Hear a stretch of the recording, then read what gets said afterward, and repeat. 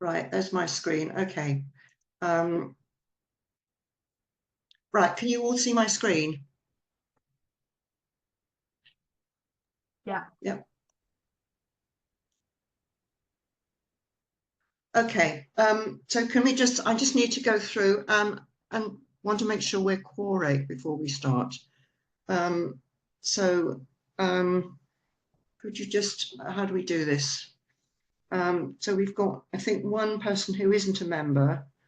So we've got myself, 2, Maria, 3, Rachel. I'm just going through here.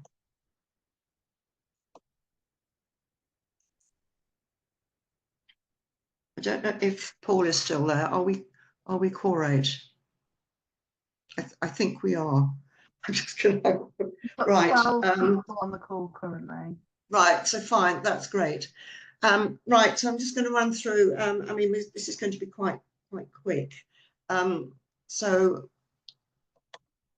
firstly, who's on the committee? I mean, the first thing we need to do is to co-opt a vote certain new people onto the committee. So the people who are on at the moment are, I'm the chair, Charlotte Diamond is vice chair treasurer, Rachel Till is equality, diversity, inclusion champion, and then we've got Sian Hughes, Christine Richardson, and Alison Toby, and Regenda Wood.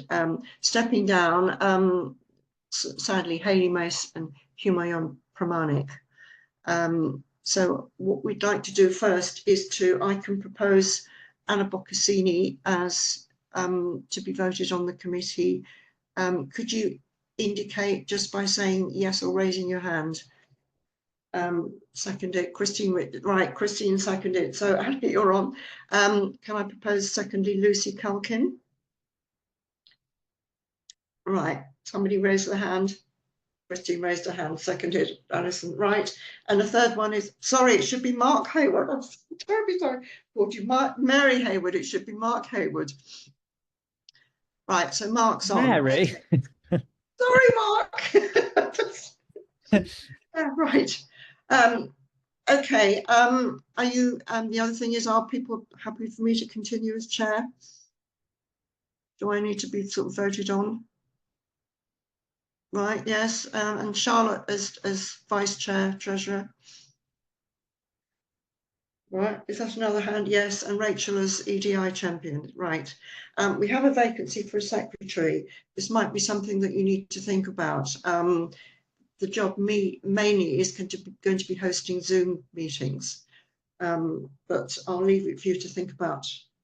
It would be awfully helpful if we had a secretary. Right, I'm going to run through what we've been doing this year. Firstly is the budget. I'm not, Charlotte, are you able to join us or not? I'm not sure she was. Okay, we haven't actually spent any money. Our income is, our bank balance is quite healthy, £6,923.78. All the events have been virtual, online, and offered free of charge. So we've got no expenditure and no income. We're planning to have a face-to-face event for the committee next year. So we will be spending a little bit of money. So that's the budget situation. Current membership of the group is 743. That's odd. It's right. Just get rid of that. Okay. That's in the way. Right, you can see by region that 251 are in London, but we've got about 57 in Yorkshire, and we have about 70 odd overseas as well. Some of the colours are a little bit difficult to distinguish, but I think the general message is there are, Greater London is by far the biggest group, but there are some regional groups where it might be worth sort of holding a meeting, and I think that Charlotte Diamond was thinking of having one in Yorkshire. Right, members by industry sector. Not surprisingly, the majority are in education, but I think what is interesting is that, just going to see if you can see that properly,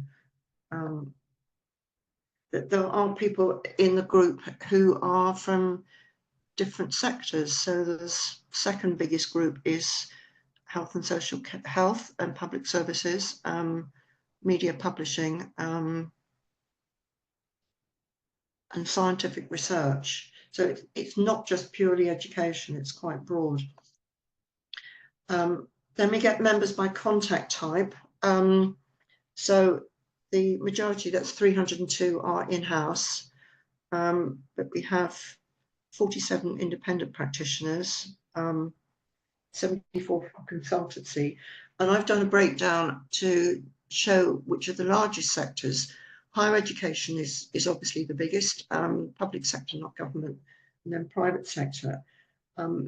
We don't have enough from further education colleges and schools and students. So I think next year we need to do a drive to get more people from those sectors. But the biggest one by far is higher education. Any questions about that before we move on?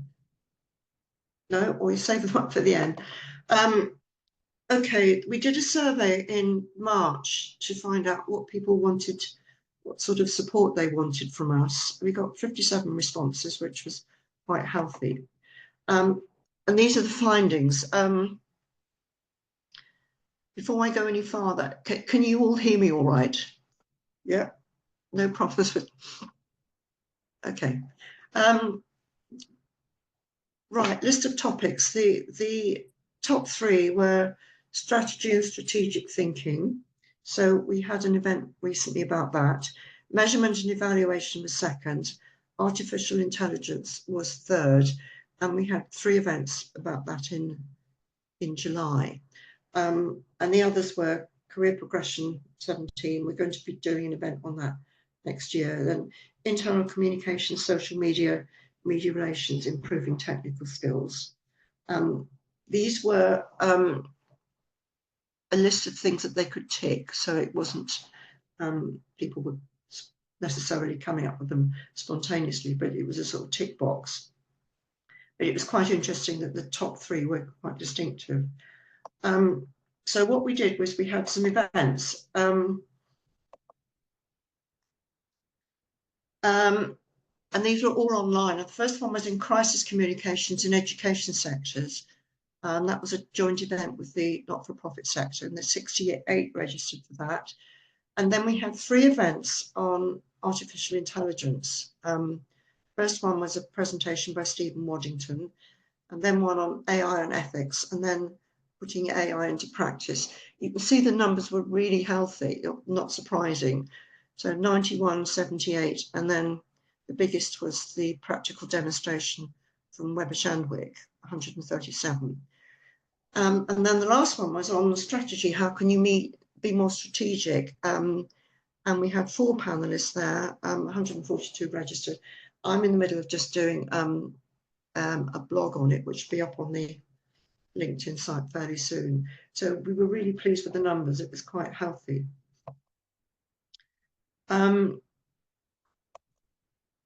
Right, and then LinkedIn blogs. Or we don't have a presence on our website to do LinkedIn, so to do blogs. So they all go into LinkedIn. So we've done a series called Career Chats, and it was just a series of questions. You know, what's the biggest lesson you've learned from your career? You know, what were the things that went well, the things that didn't go well? And they proved to be quite popular. So Charlotte was the first one. And then Christine Richardson, who was our past chair, Jennifer Lipman and Emma Duke. And we've got another one coming up quite soon from Simon Butler-Glendy, who is also a former chair. Then other LinkedIn blogs, how to get politicians to take note of education research, tricky because they often don't. How to manage crisis communications in an education setting, which was based on the event we had earlier this year.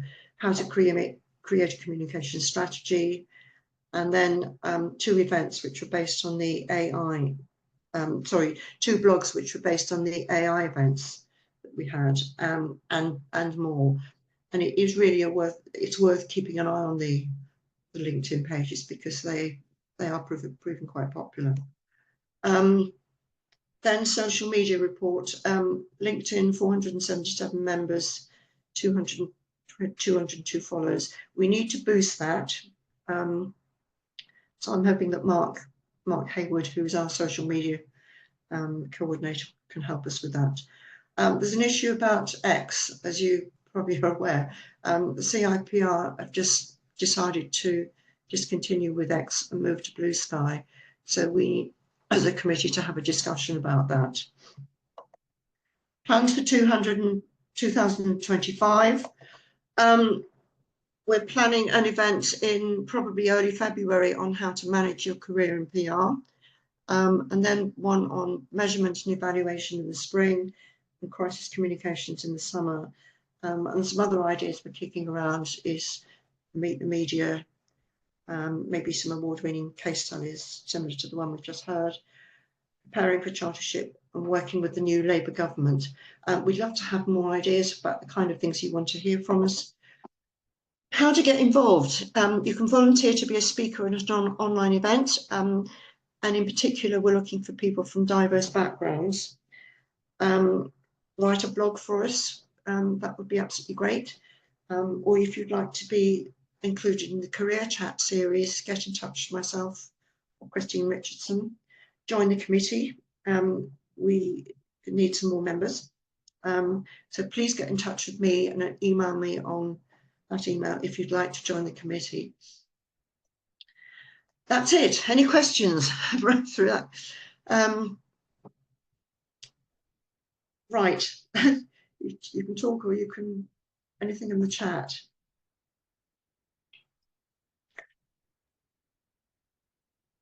All happy? Thank you. Can't hear you. Sorry, I was just saying thank you and no further questions from me. No. Anybody else?